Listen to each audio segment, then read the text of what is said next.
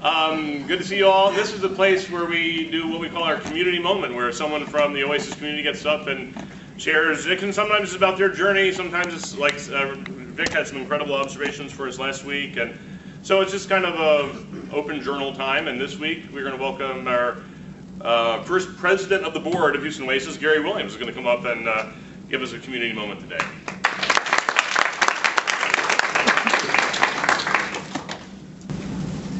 Thank you, Mike.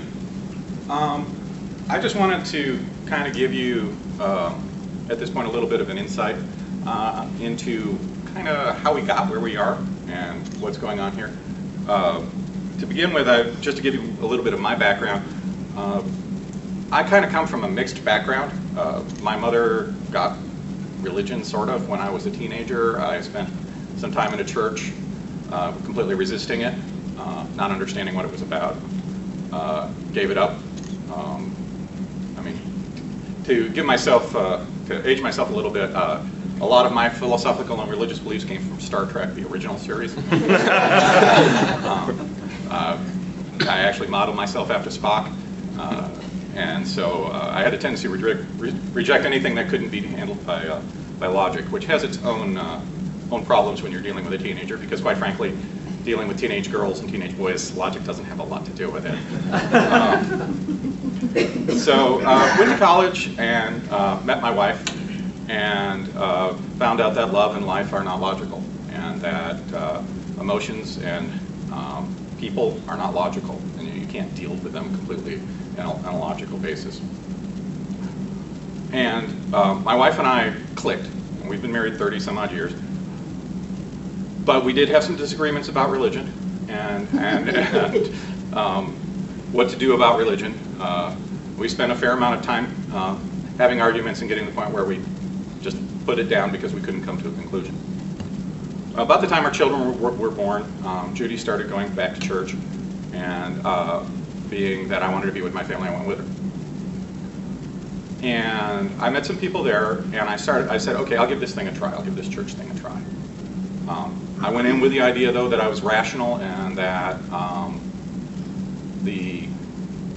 that I would not, without firm proof, I was not going to believe in any sort of metaphysical coincidence or anything like that. I was going to take it the way it was, and that, as far as I could tell, Christians didn't have any specific protections against the universe, or they weren't going to whatever, and that nothing in my 20 years sojourn in the church changed my mind about that.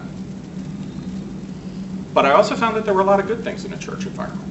People did care about each other, that people did get together, that there were a lot of community things. And so, and we moved from church to church to church, because every time we got into a church where people started talking about hate or about sin or about damnation, we went, no, that's not us. Finally, we found Mike's church, and a lot of people of you talked about Mike's Living Word Lutheran. And so we followed him there. And then when Mike left that, he founded a little church called Theophilus. And after a year of that, we found that. I then got conned into being president of that church board. And then my pastor came out on national TV, and this caused a certain amount of consternation. And Mike still owes me a little bit for that one. But when I looked at it, and I looked at what happened, that's when I became aware of something called the Clergy Project. Now, most of you here may be familiar with it, but the Clergy Project is for a group of people who are pastors who have lost their faith. Now, think about this. If you're a pastor and you've lost your faith, you are in a world of hurt. If you lose your faith in your spouse, or your spouse cheats on you, you've lost your family, but you still have your job. If you get fired from your job, generally your family's there to support you. But if you lose your faith as a pastor, you often lose both. You lose all of the friends you had, you lose all of the community you had, you lose everything. And that just seems wrong to me.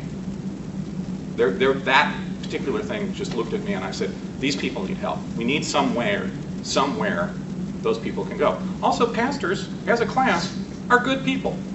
I mean, they may have some ideas that I don't necessarily agree with, but they're out there trying to help people. They're trying, most of the time, the theology is not what it's about. I mean, how often do people actually go into church and discuss theology? They discuss what other people are wearing, who's gotten married, who's having babies, all that sort of stuff. Nobody's sitting about asking about the Trinity or whether transubstantiation is real.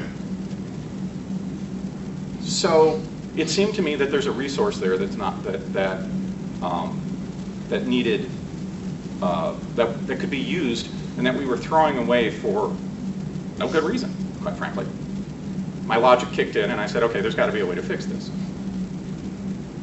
So at that time, I circled back with Mike, and we started talking about it, and what Mike wanted to do next, what we wanted to do next.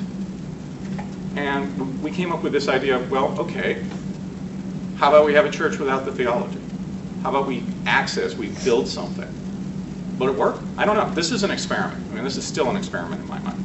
It seems to be working. I mean, I'm very impressed by the number of people and type of people we've got here. But what we're trying to do is pull, in my mind, is pull out that value that church has, the things of value that a church provides. Because something isn't with us for 2,000 years. Evolutionarily speaking, something does not survive for 2,000 years unless there's a certain amount of value to it. But it's also clear that parts of it have to go away. Parts of it are no longer relevant. And so I thought, okay, we'll do it without the metaphysical. We'll do everything else. We'll see how it goes.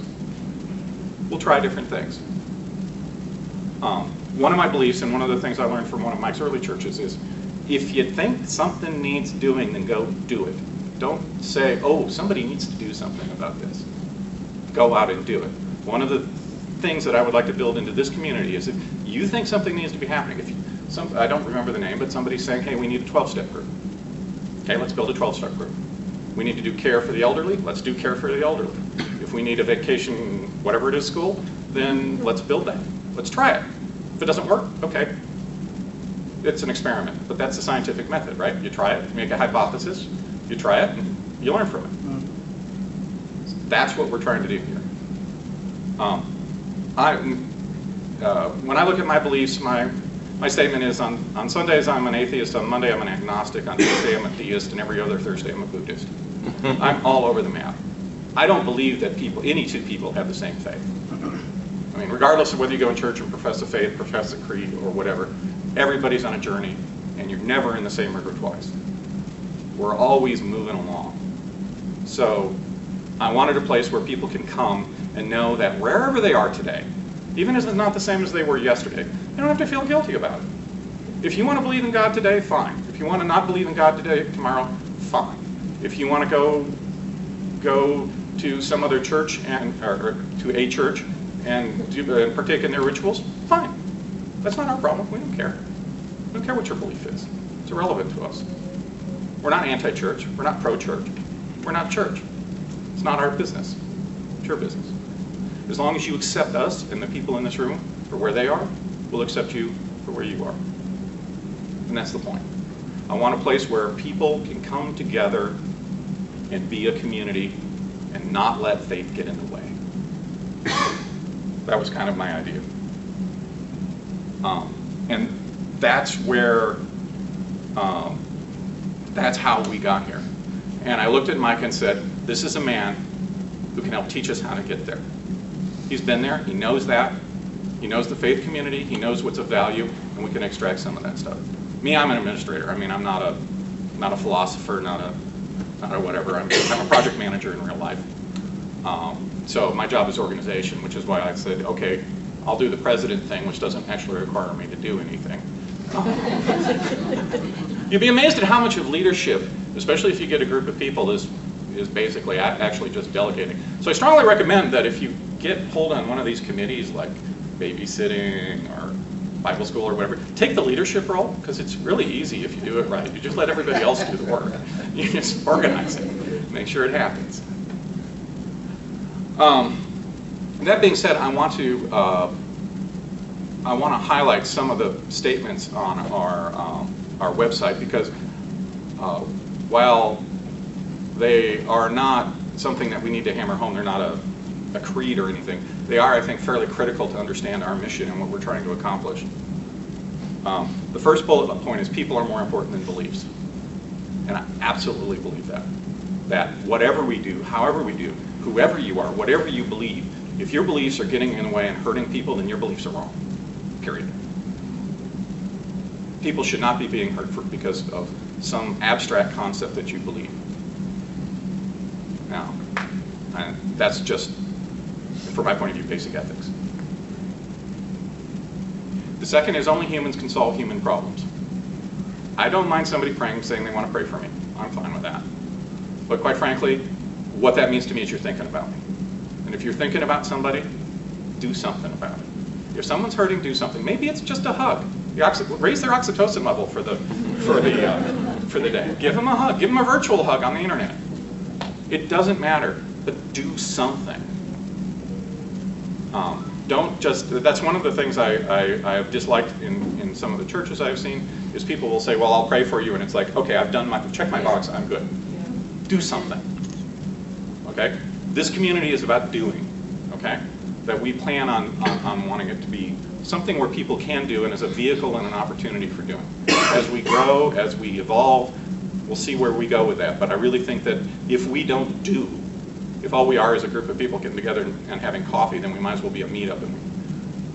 But I think we have an opportunity here. Okay. Next, reason is known through known through reason, not revelation. Now, individuals can have revelation. I think it was Thomas Paine. It says one person's revelation is another person's hearsay. I have no problem with revelation. I have no problem with the idea that the aha moment, I figured it out. Whether you believe that comes from beyond or inside your head or the psychology of it, whatever. I'm sure Mike will get into it at some point and explain it to us. But the point is that when you're talking with other people, you have to have reason. And so when we're discussing things, it isn't based on principles. It's based on reason. And I'm not interested in anybody's theology, whether it's capitalism, socialism, Christianity, Buddhism, or whatever. When we're talking about the problem, we use reason and we try and understand each other. Because in that communication and that understanding, we get to the things that are important to us. And that's how we're going to try and resolve things here. I want to make sure that we understand that. Meaning comes from making a difference. That's a big deal to me, too. If you're going to have meaning in your life, it isn't about, oh, have I done this thing or whatever. It means I've made a difference in somebody else's life. My brother, I have a sister who's very religious, and I have a brother who's very non-religious. But my brother is that we're a wave. We go through the world, and we make waves in the world. And how we make differences with those waves determines the value and meaning of our life. 1,000 years from now, almost nobody, virtually nobody in this room will be remembered. And it's just a fact of life. How many people who lived 1,000 years ago, does anybody know the name of? 10, 100, 1,000 of the millions of people who live then? But their waves, their meaning still moves up through us. And our meaning moves forward through that. So if you want to give your life meaning, it isn't about an afterlife, it isn't about whatever, it's about making a difference today. It's about doing things. And again, this doing things in a group is much more powerful than doing things as an individual. This part of this group is to give you the ability and a place to have meaning, to make meaning in your life, without having to worry about metaphysical or somebody threatening you or whatever. It's your choice, whatever you do. There's no threats, no fear. It's about love and oxytocin. And everybody should be accepted wherever they are, as long as they accept us. And this is one of those things. The only thing that's intolerable is intolerance. I will not, as president of this organization, the only thing I will not tolerate is someone coming down on somebody for where they are, or somebody coming down on an atheist for not believing, or on a Christian for believing. That isn't what we're about. It isn't about hurting people. It isn't about labels. It's about accepting everyone where they are and understanding that everyone is different. That no matter what you think your belief is, whether you think that you don't believe in God the same way somebody else doesn't believe in God, or whether you believe in God the same way somebody else believes in God, it's not a problem. It's about accepting that person as a unique, distinct, diverse, interesting individual. And everybody in this room is interesting, unique, and distinct, and worth caring about. And if I carry over one thing from the Christian stuff I learned in the 20 years I spent in the church, it's that people matter, and that everybody is worth caring about. So that's what I'm trying to do, is build a place where we can have that kind of thing without having to worry about whether we have to chase somebody off because they don't believe in the same things we believe in. As long as they're, you know, to use somebody's term, people can self-deport if they want.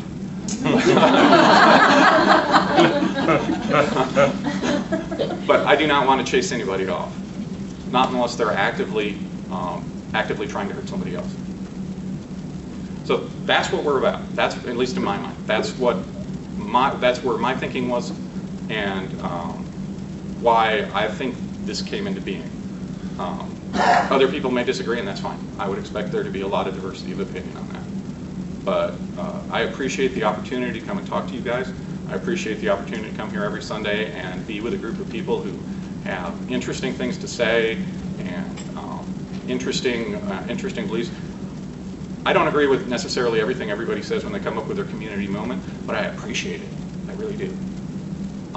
I want people to be honest when they come up here, and I want to just have a good time, too. That's it. Thank you.